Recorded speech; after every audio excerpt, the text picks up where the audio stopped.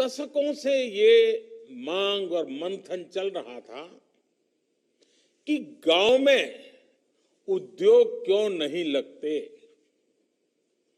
जैसे उद्योगों को अपने उत्पाद का दाम तय करने में और उसको देश में कहीं पर भी बेचने की आजादी रहती है,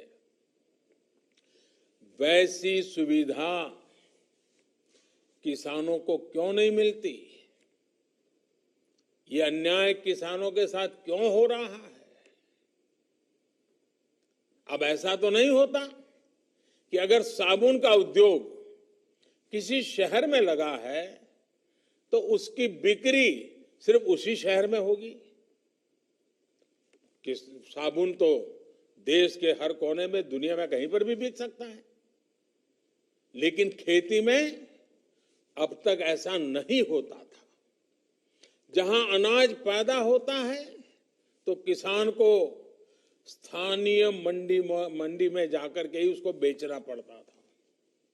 इसी तरह ये भी मांग उठती रही कि अगर बाकी उद्योगों में कोई बिचौलिए नहीं है तो फसलों के व्यापार में ये बिचौलिए क्यों होने चाहिए।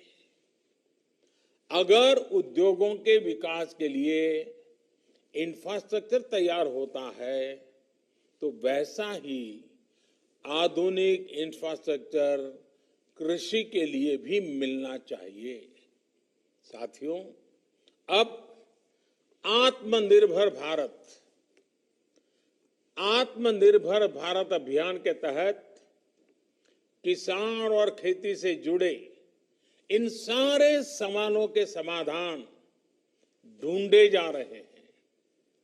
एक देश एक मंडी के जिस मिशन को लेकर के बीते 7 साल से काम चल रहा था, वो अब पूरा हो रहा है।